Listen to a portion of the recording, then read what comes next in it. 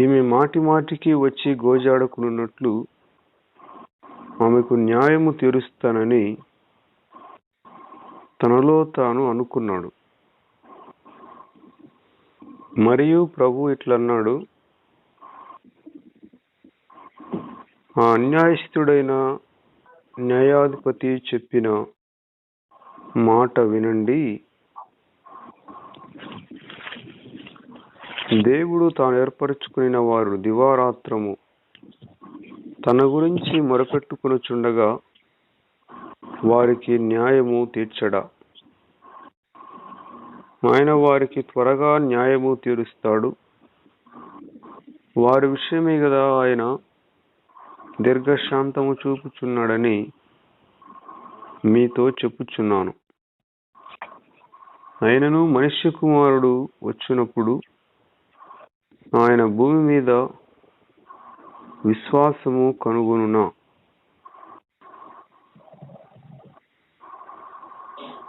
విధవరాలుని విసుగక నిత్యము ప్రార్థన చేయవలెనని విధవరాలని ఆయన మనకు చూపిస్తూ ఉన్నాడు. మామూలుగా విధవరాలు అనే ఆమెకి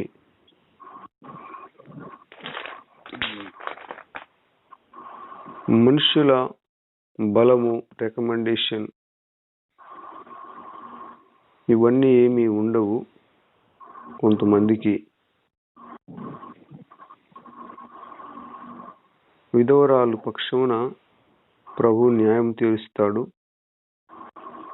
విధవరాలు పొలిమేరను ఆయన స్థాపిస్తాడు. విధవరాలు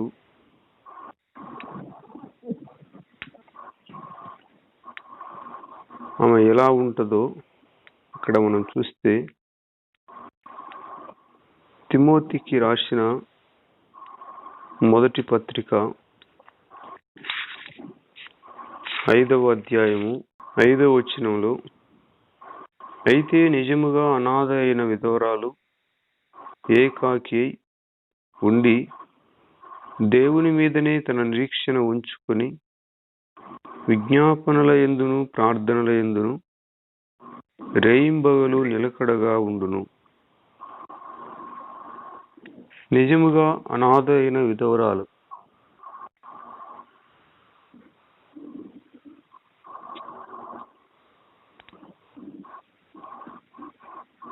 ప్రార్థనలో ప్రభువుతో మన సహవాసం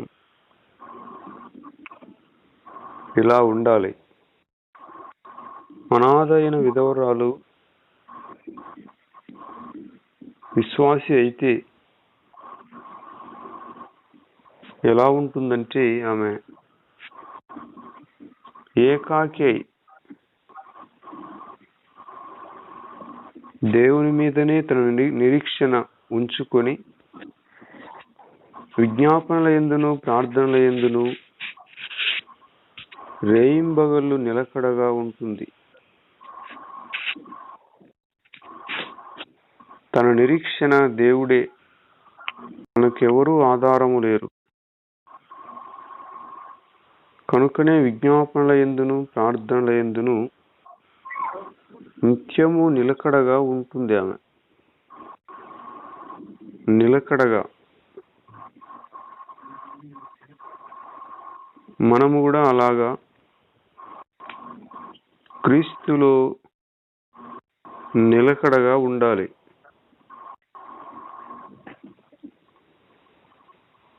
విధవరాలు ఏకాకి అయి దేవుని మీదనే తన నిరీక్షణ ఉంచుకొని ప్రార్థనల యందును విజ్ఞాపనల యందును రేయింబవళ్ళు నిలకడగా ఉంటుంది. ఈ లోకంలో మనకు అందరూ ఉన్నా కూడా, మనల్ని ప్రేమించేవారు ఉన్నా కూడా,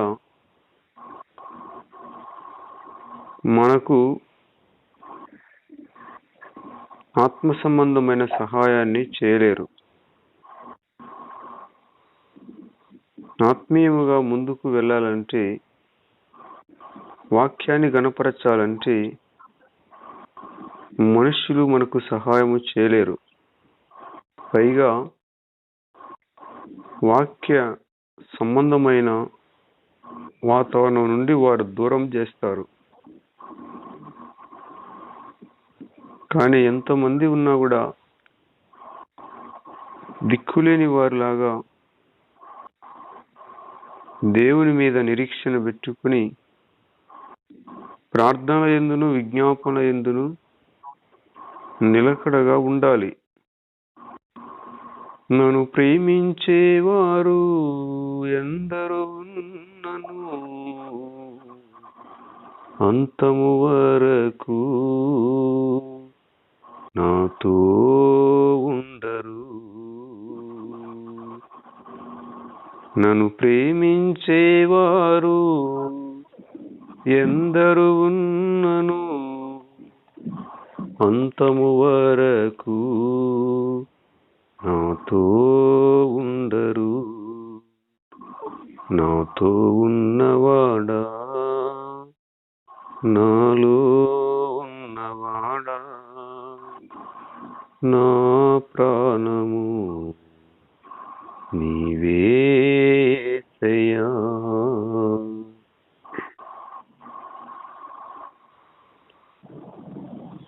ఆ అనుభూతి అనేది ఎంతో మంది ఉన్నా కూడా ఏమైనా దేవుడే నాకు సహాయం చేయాలి, ప్రభువే నా ఆదరణ అనే విషయము ఆత్మీయముగా వెలిగే వారికి అర్థమవుతుంది. వారు మనుష్యులను ఆధారము చేసుకున్నారు. అందరూ ఉంటారు కానీ వారంతా ఆత్మ సంబంధమైన సహాయాన్ని చేయలేరు. అందరూ ఉన్నా కూడా ఒంటరిగా ఏకాకిగా ఉన్న ఫీలింగ్ అనేది ఆత్మీయులకు కలుగుతుంది. వాళ్ళందరూ కూడా మనవారే, రక్త సంబంధికులే. వారిలో ఉన్నప్పుడు ఏకాకిగా ఉన్న అనుభవాన్ని కలిగి ఉంటాం. ఆధారము దేవుడి, ప్రభువే. మనుషుల వైపు చూసేది ఉండదు. విధవరాలు ఏకాకి అయి దేవుని మీద నిరీక్షణ ఉంచుకొని ప్రార్థనల యందును విజ్ఞాపనల యందును రేయింబగళ్ళు నిలకడగా ఉంటుంది. ఆమెకు ఒక సమస్య వచ్చింది. ఏదో స్థలం విషయంలోనూ ఎక్కడో సమస్య వస్తే వాళ్ళ పట్టణంలోనే ఒక లాయర్ ఉండేవాడు. ఆ లాయర్ ఎటువంటి వాడంటే దేవునికి భయపడడు, మనుషులను లక్ష్య పెట్టడు. ఐ డోంట్ కేర్ అంటాడు. దేవుడంటే భయం లేదు, మనుషులు ఎంతటి వారైనా కేర్ చేయడు. అటువంటి అన్యాయస్తుడైన న్యాయాధిపతి అని ప్రభు చెప్పాడు. ఇటువంటి సంభవాలు నిజముగా జరిగి ఉన్నవి. వీటిని ప్రభు చాలా చక్కగా సందర్భానుసారంగా ఉపయోగించాడు. లూకా సువార్తలో అటువంటివి కొన్ని మనం చూడగలం. బీద లాజరు, ధనవంతుడు, చిన్న కుమారుడు, అలాగే తండ్రి, మనకు ఆత్మీయముగా మనం వెలిగింపబడినప్పుడు మనకు వినబడిన కనబడిన ప్రతి విషయాన్ని కూడా ఆత్మీయముగా మనం మలుచుకొనవచ్చు. మనకు జ్ఞానం అనేది ఆ విషయాలను తర్జుమా చేసుకునే జ్ఞానం ఉండాలి కానీ అడుగడుగున మనము అనేక రకాలుగా ఆత్మ సంబంధమైన వృద్ధి కొరకు మన అడుగడుగున కూడా వాటి అన్నిటినీ ఉపయోగించుకోవచ్చు. ప్రభు కూడా చాలా విషయాలను ఆత్మీయముగా మలిచి వాటిని బోధించాడు. సామాన్యమైన ఒక విధవరాలు, దిక్కులేని విధవరాలు,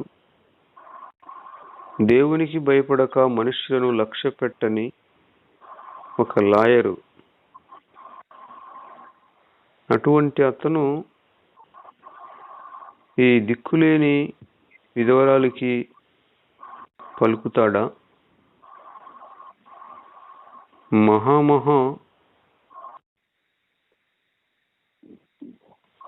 ఉన్నవారిని, పలుకుబడి ఉన్నవారిని ఐ డోంట్ కేర్ అంటాడు. కానీ ఈమెను, ఆమె యొక్క సమస్యను తీర్చడానికి తను వాదిస్తాడా? కొంతకాలము అతను ఒప్పుకోలేదు. ఆమె వచ్చి తరచుగా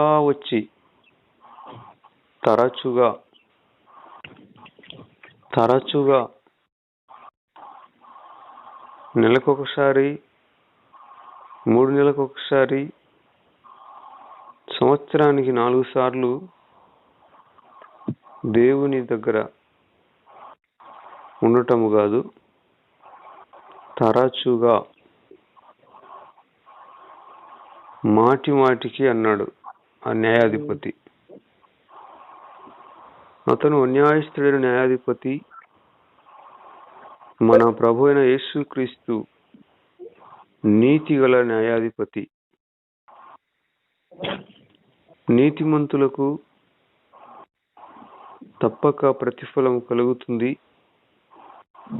న్యాయము తీర్చే దేవుడు లోకములో ఉన్నాడని ప్రజలు చెప్పుకుంటారు. ఈమె నాకు, నా ప్రతివాదికే న్యాయము తీర్చమంటుంది. లంచం ఇవ్వలేదు,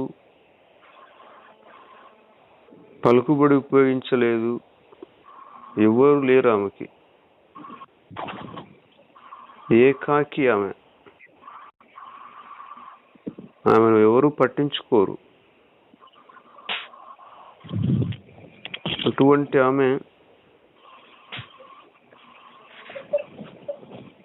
ఇతని దగ్గరికి వెళ్ళింది.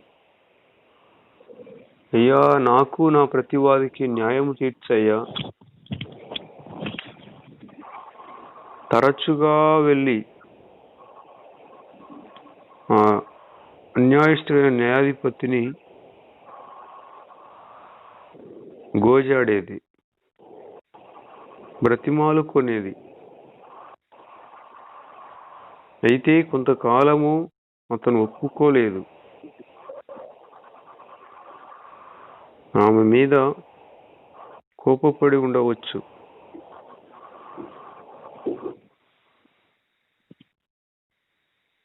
బిగ్ మ్యాన్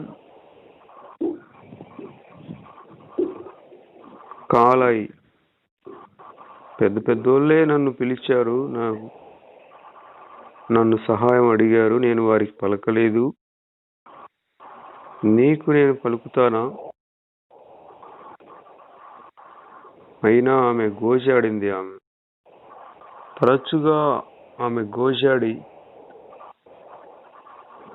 ఆయన సహనాన్ని పరీక్షించింది. అతనికి విసుగు తెప్పించింది.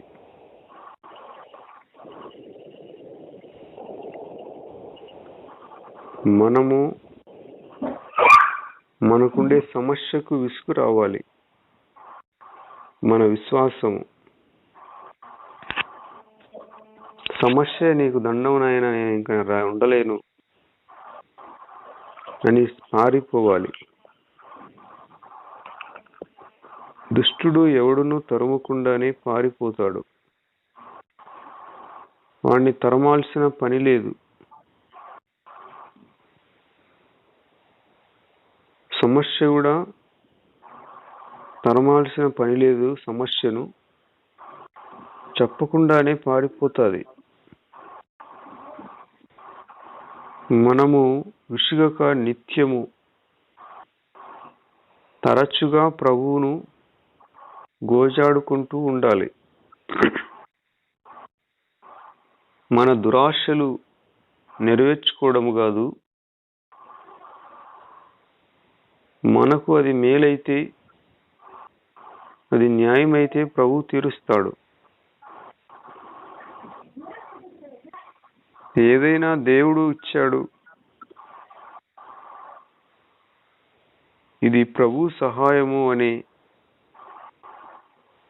ఆ కృతజ్ఞత ఉండాలి. ప్రభు వలన దైవికముగానే రావాలి గాని మరో విధంగా ఏది రాకూడదు. కొంతకాలము అతను ఒప్పుకోలేదు.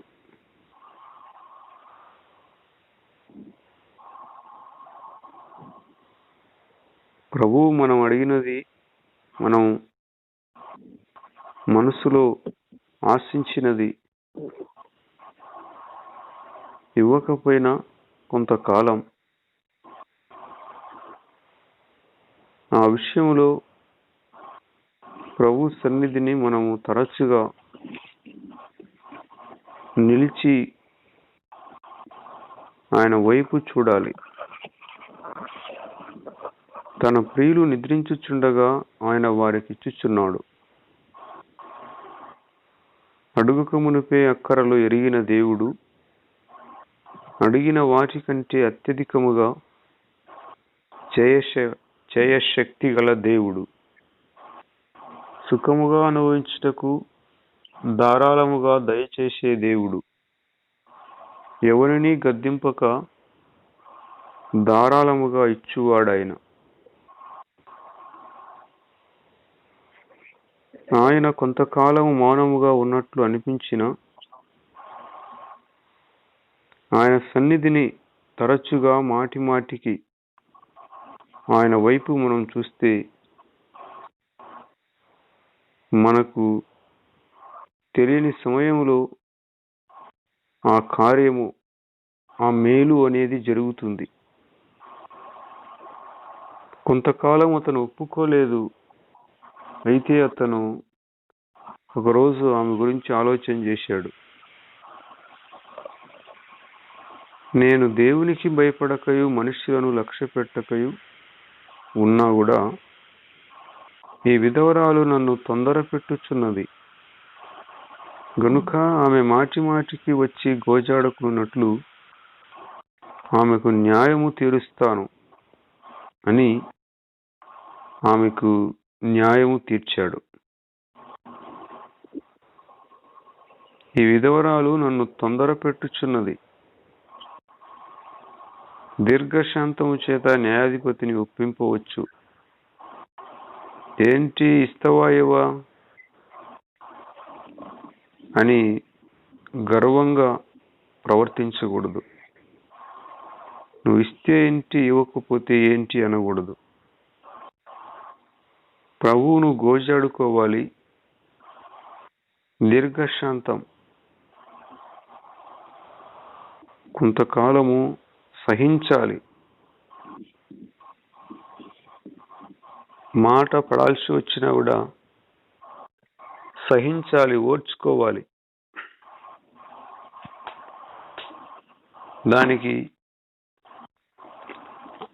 జవాబు వచ్చినట్లు కనబడకపోయినా తప్పకుండా మనము విసుగక ఆయన సన్నిధిలో నిలబడాలి, ఆయన వైపు చూడాలి. ప్రభు అన్నాడు, అన్యాయస్తుడైన ఆ న్యాయాధిపతి చెప్పిన మాట మీరు విన్నారా? తను ఎలా మారిపోయాడో చూడండి. తనే అనుకుంటున్నాడు, నేను దేవునికి భయపడక మనుషులకు భయపడక ఉంటే ఈ విధవరాలు నన్ను మాటి మాటికి వచ్చి గోజాడుతూ ఉంది, ఈమెకు నేను న్యాయము తీర్చాలి అనుకున్నాడు.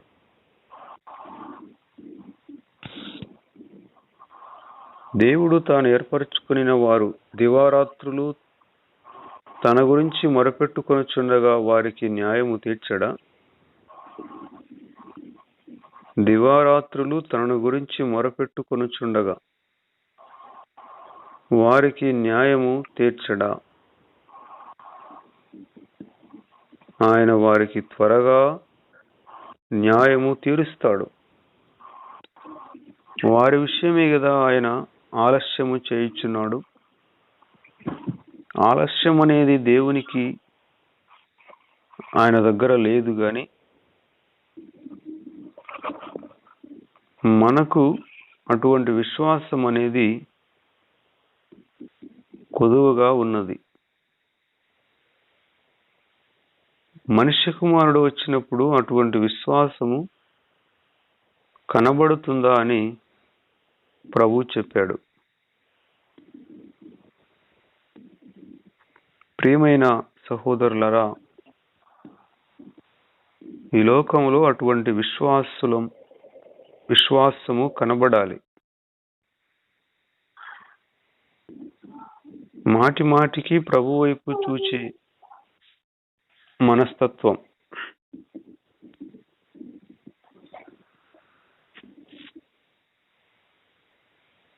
మాటి మాటికి ఆయనను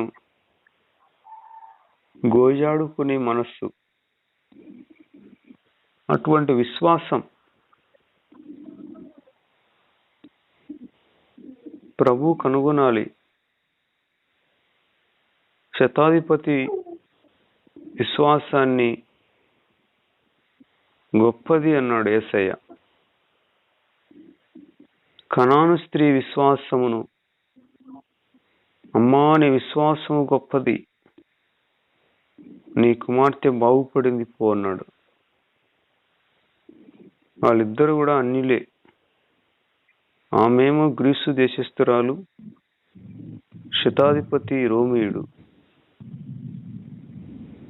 వారి విశ్వాసము గొప్పది అని ప్రభువు మెచ్చుకున్నాడు. మనం కూడా అటువంటి విశ్వాసాన్ని కలిగి ఉండాలి. అటువంటి విశ్వాసులే రాకడలో ఎత్తబడతారు. విధవరాలు వలె దేవుని మీద నిరీక్షణ ఉంచుకొని ప్రార్థనల యందు విజ్ఞాపనల యందు రేయింబగళ్ళు నిలకడగా ఉండాలి. చంచలమైపోకూడదు. దేవుడు పలకలేదని, మాట్లాడలేదని, సహాయము చేయలేదని అడిగినప్పుడే వెంటనే ఇవ్వలేదని దేవుని అపార్థం చేసుకొనకూడదు. ఆయన తనను నమ్మిన వారిని ఎరిగినవాడు. అలాగే నేను నమ్మిన వారిని ఎరుగుదును గనుక నేను సిగ్గుపడను అన్నాడు పౌలు గారు. మనము ఆయన నమ్మినామని ఆయనకు కూడా బాగా తెలుసు. అలాగే మనము ఆయన నమ్మిన ఎడల ఆ నమ్మకం అనేది మనలో ఎప్పుడూ ఉంటుంది. కనుక మనము సిగ్గుపరచబడం. ప్రభు కొరకు ఎదురు చూచేవారు అవమానము నందరు. ఆయన కొరకు కనిపెట్టుకునే వారన్నిటికీ అవమానము నొందరు. ఈ నిరీక్షణ సిగ్గుపరచదు. వారి కోసమే కదా ఆయన దీర్ఘశాంతం చూపుచున్నాడు. అయినా కూడా అటువంటి విశ్వాసులు భూమి మీద ఉన్నారా? ప్రభు కనుగొంటాడా అని ఆయన చెప్పాడు. ఈ లోకంలో ఒక విశ్వాసి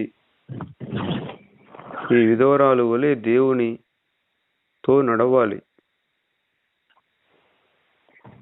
న్యాయం తీర్చమని ఆ వ్యక్తిని ఆమె అడిగింది. తరచుగా మాటి మాటికి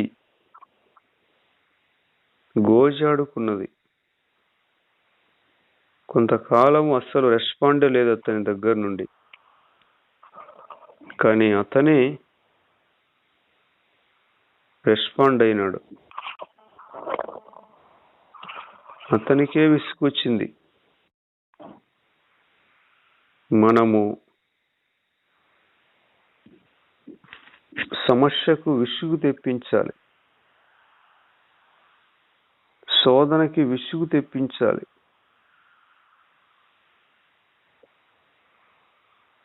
మాటి మాటికి సిగ్గుమాలి విశ్వాసముతో ప్రభువును చూడాలి, ప్రభు వైపు చూడాలి.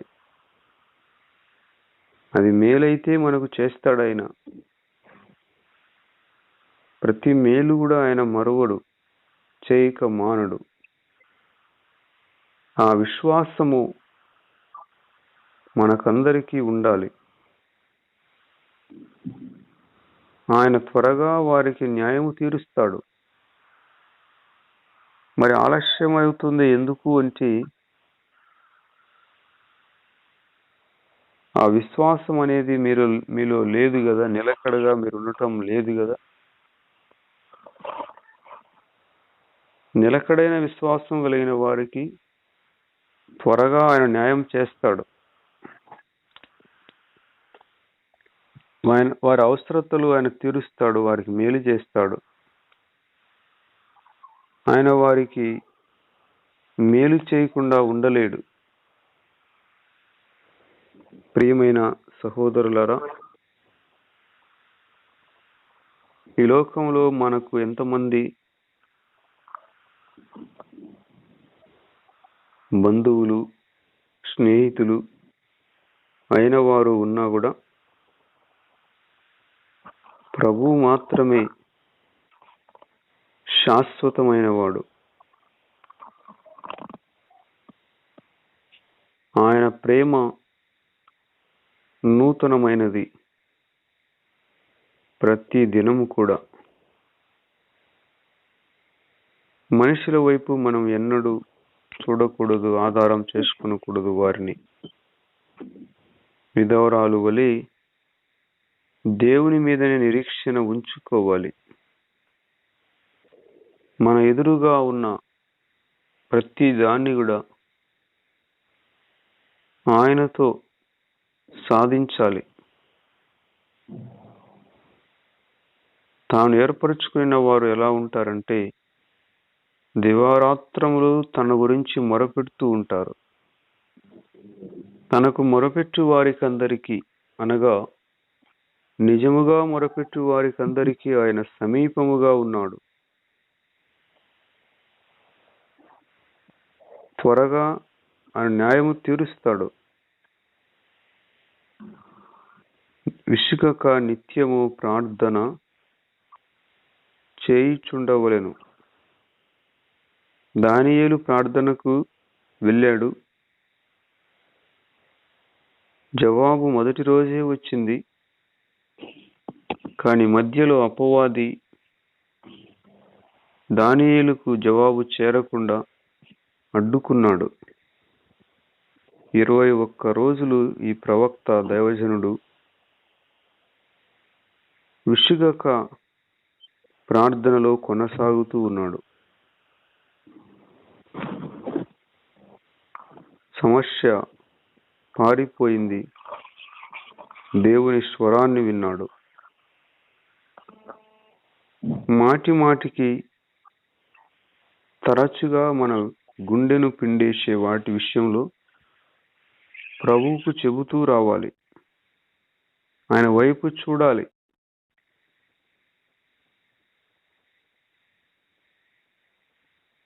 మా ఇంటిలో ఒక వస్తువు పోయింది. దాని గురించి ఎన్నిసార్లు ఇప్పటికి నేను చెబుతూ వస్తున్నాను. తప్పకుండా అది ఒక రోజున నాకు దొరుకుతుంది. మాటి మాటికి తరచుగా గోజాడుకోవాలి. ఆ విశ్వాసం అనేది మనకెంతో అవసరం. అటువంటి విశ్వాసులను ఆయన కనుగొంటాడా అని యేసు ప్రభు చెప్పాడు. మనలో అటువంటి విశ్వాసం ఉండాలి. నిలకడగలిగిన జీవితం, మాటలో తేడా ఉండకూడదు. ప్రభు నామమును వ్యర్థముగా ఉచ్చరింపకూడదు. తాత్కాలికంగా, నామకార్థంగా ఏది చేయకూడదు. నిలకడగా, స్థిరత్వము కలిగి ప్రభువును, ఆయన సన్నిధిని మనము కలిగి ఉండాలి. తర్వాత తామే నీతిమంతులు అనుకుని తమను నమ్ముకుని ఇతరులను తృణీకరించే కొందరితో ఆయన ఈ ఉపమానం చెప్పాడు. ఇద్దరు ప్రార్థనలకు వెళ్ళారు. ఒకతను పరిసయ్యుడు, ఒకతను సుంకరి. ముందు పరిసయ్యుడు పొడుగు ప్రార్థన మొదలుపెట్టాడు. అతని ప్రార్థన చాలా పొడుగుగా ఉంది.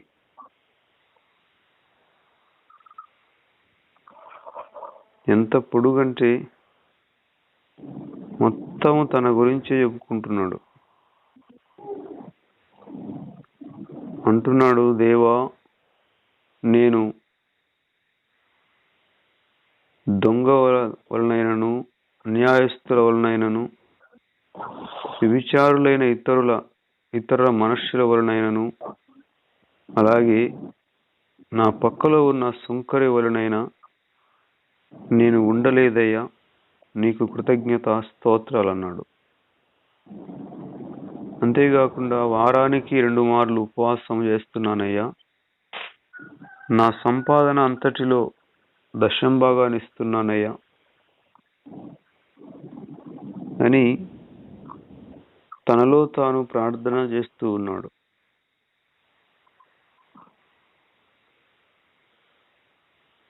తామే నీతిమంతులమని,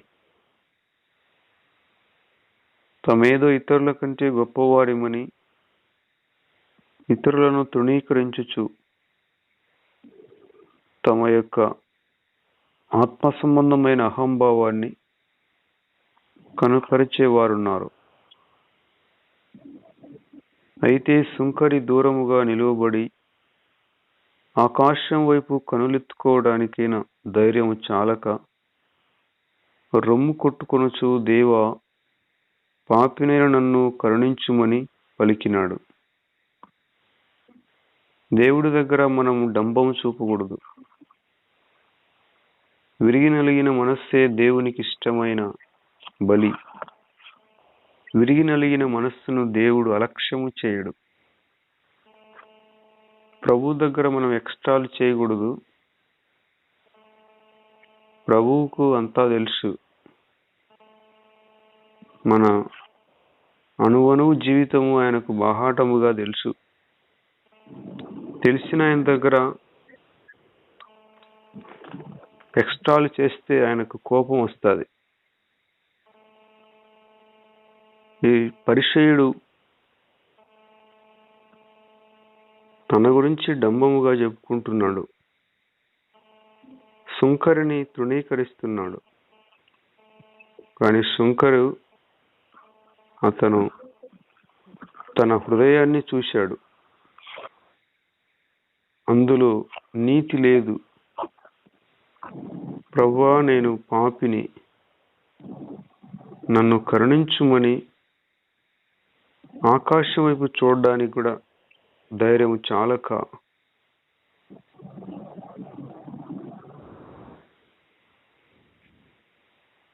మూలుగుచున్నాడు. ప్రభు వారి ప్రార్థన విన్నాడు. పరిసయ్యుని కంటే సుంకరి నీతిమంతునిగా తీర్చబడి తన ఇంటికి వెళ్ళినాడని చెప్పాడు. ఇటువంటి సంభవాలన్నీ ప్రభు చాలా చక్కగా ఆత్మీయంగా మలిచి వాటిని ప్రజలకు బోధించాడు. తనను తాను హెచ్చించుకునేవారు తగ్గింపబడతారు, తన్ను తాను తగ్గించుకునేవారు హెచ్చింపబడతారు. సుంకరి దేవుని దృష్టికి నీతిమంతుడైనాడు.